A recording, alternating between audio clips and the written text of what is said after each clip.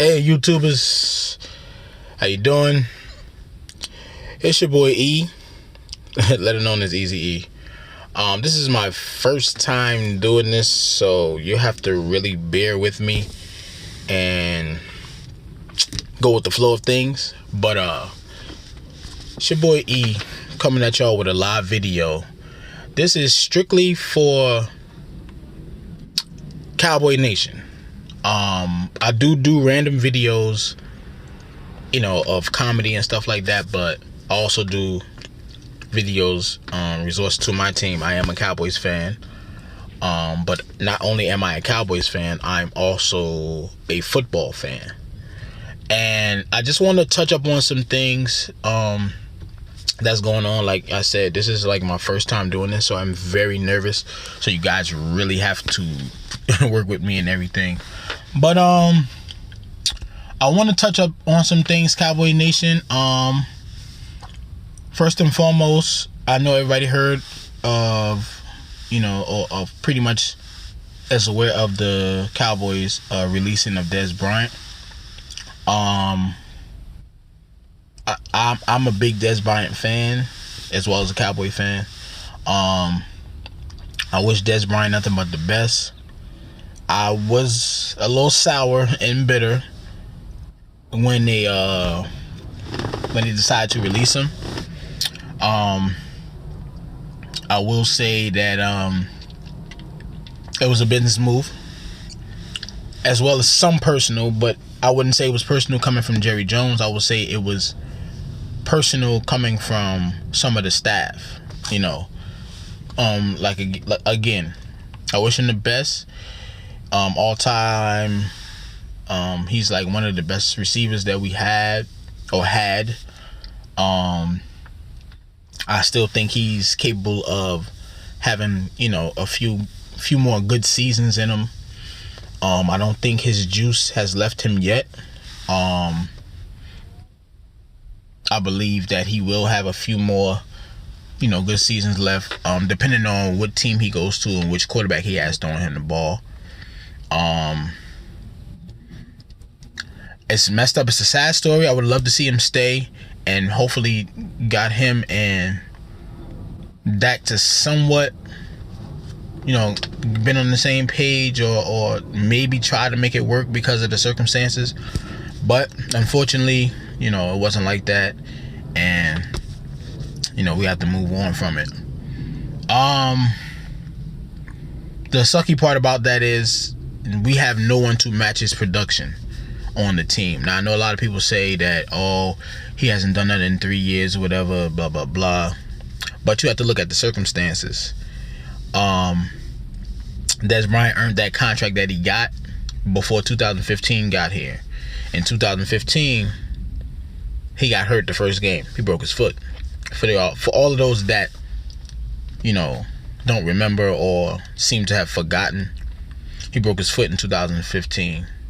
He rushed himself to come back to try to save the team or save the season. It wasn't happening because we lost Tony Romo the same season, as well as a few others. Everybody was just pretty much dropping like flies. Now, mind you, when he did come back in that same season, which he further set himself back, remember, he had to go through a plethora of quarterbacks. He went through Brandon Whedon.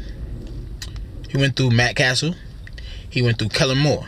And now he has to go to Dak Prescott. Now, I know everybody's going to say, he had a year with Dak Prescott. Not exactly. The way that happened is Dak Prescott got thrown into the fire because Tony Romo got hurt again. And it got to the point where we just had enough of Tony, getting hurt. Now, mind you, Tony was spectacular. When healthy and when on point, Tony was spectacular. But Tony was an elderly quarterback, and he couldn't sustain those, those football wars, them turf wars as they call it. And I think he just had to hang it up. Now, on to Dak Prescott, because I'm trying to make a long story short. I'm trying to keep it short and simple. But Dak Prescott was thrown into the fire. But he performed well And I want y'all to understand he performed well because he had a lot of help around him. You know, he had one of the best offensive line around him. He had a hell of a run. He had the best running back in the game around him. He had the tight end and the receiving core around him. The only thing that was better on our end was the defense. You know what I'm saying? We didn't have a great defense, but we had an okay defense. You know, they made decent plays or whatever. And, you know, the offense was clicking because, you know, the pieces that was around Dak Prescott. Now, I'm not trying to take any credit away from Dak Prescott, but what I'm trying to get y'all to understand is that it's easy to play quarterback in the NFL when you have that many pieces around you. When you have the best back in the game, all you have to do is just hand the ball off because he makes the workload easy for you where you don't have to throw as much. When you have one of the best tight ends in the game, it's easy. When you have a great offensive line, it's easy. You know what I'm saying? So you don't have to work as hard. You know, Dak Prescott, his rookie year, he didn't have to work that hard. You know what I'm saying? You had a bunch of playmakers around him, as well as Coach Tony. And I want y'all to realize why I'm saying Coach Tony. Even though people feel like, oh, Tony was selfish, he didn't help. Tony helped that kid a lot because Tony was on the sideline giving him advice, where the blitzes was coming from, what type of coverage they was going to do, where the hot read was going to be at, who was the hot man, who to hit, who not to hit, you know, where to look off, and it was helping them. So I know for sure that, you know,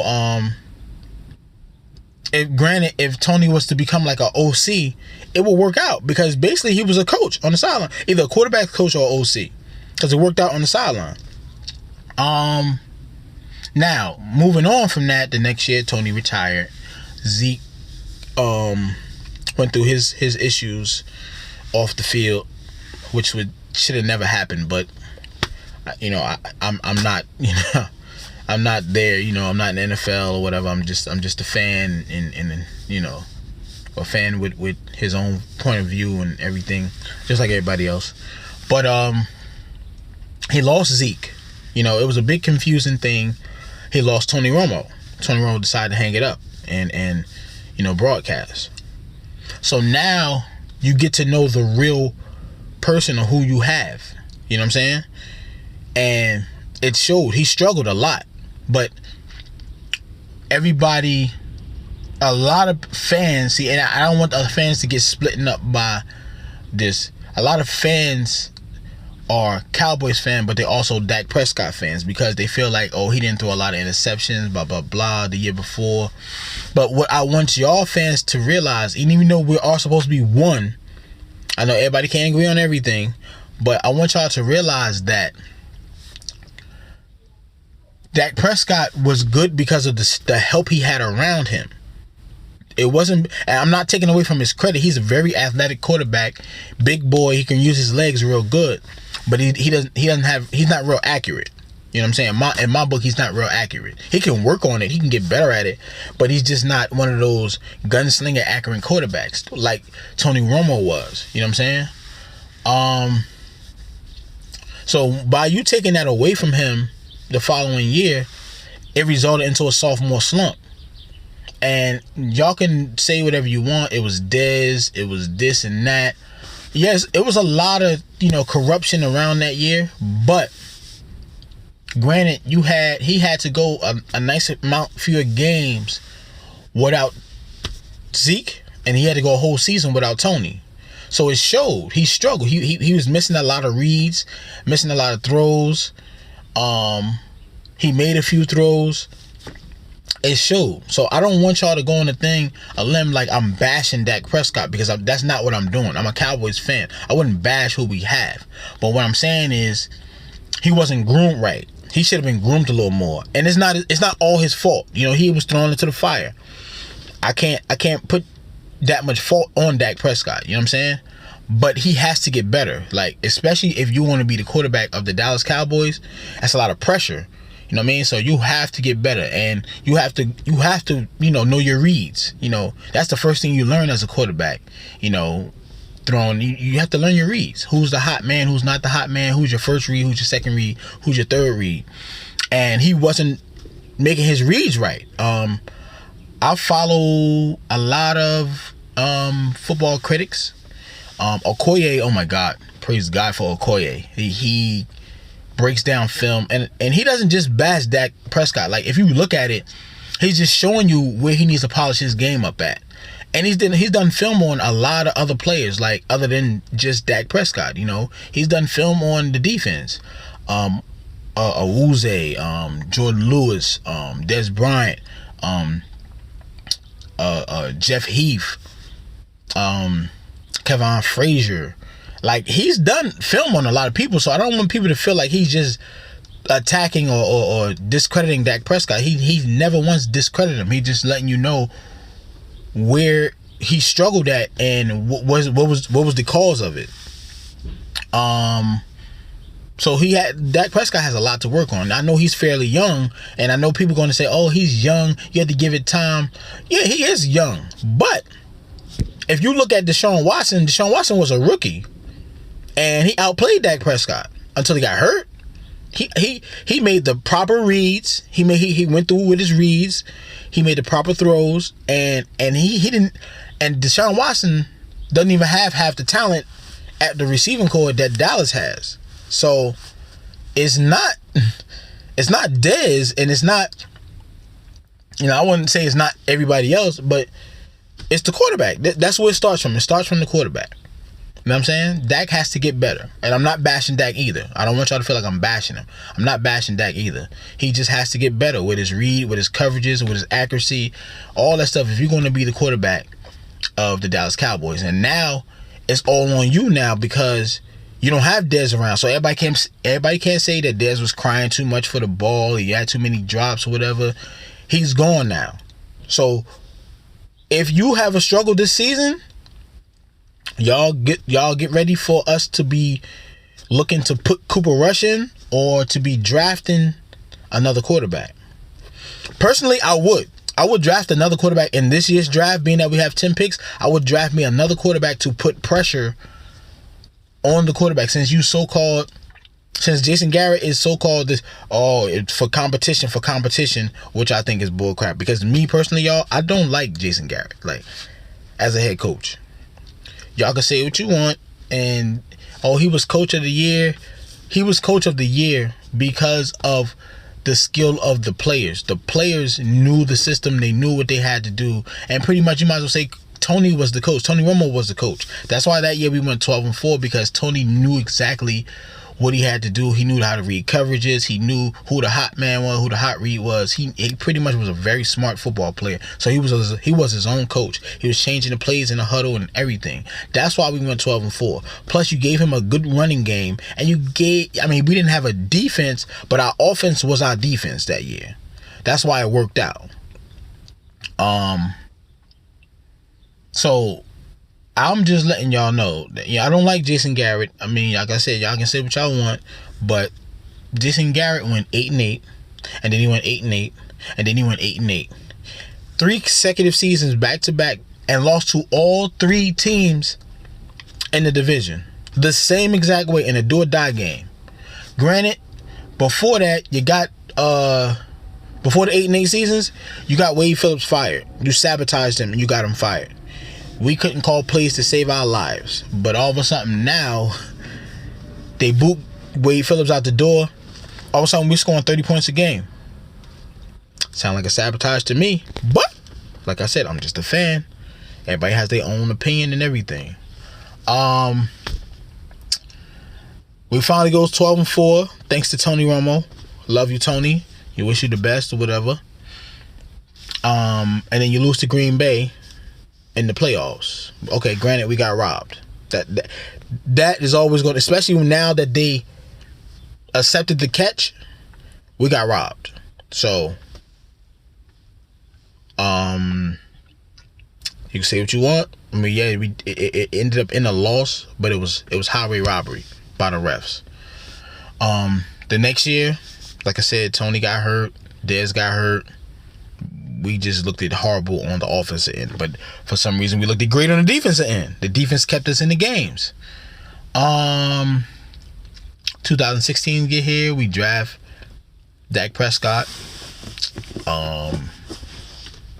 Draft Ezekiel Elliott, you know, and it worked out because you had a good. I put it like this: you had a good enough quarterback to at least maintain the offense. You know what I mean? But what helped the offense was the running style of Zeke. Zeke running ability helped us because of the offensive line that we had. You know what I'm saying? We had a great offensive line. So that's why it worked out so well. But moving on forward from that, I just pray that they draft well this year. I pray that they go defense first in the draft. At least bulk the defense up, because right now I see that as being the only bright spot on the team. I'm not saying the offense can't get there, but I can't really see any rookies coming in and making an immediate impact. I'm not saying it can't happen, but to make an immediate impact to get us to the Super Bowl, because right now this team has Super Bowl aspirations. The fans want Super Bowl soon. They're tired of this make the playoffs first round and then boom, we out. Make the playoffs first round and then boom, we out. And then this man get to keep his job. Like, no. Now is at the point where you can't just make the playoffs. You have to get us to the championship and win. It's been 20-something years. And granted, if he does it this year, that's a big if. That's a very big if.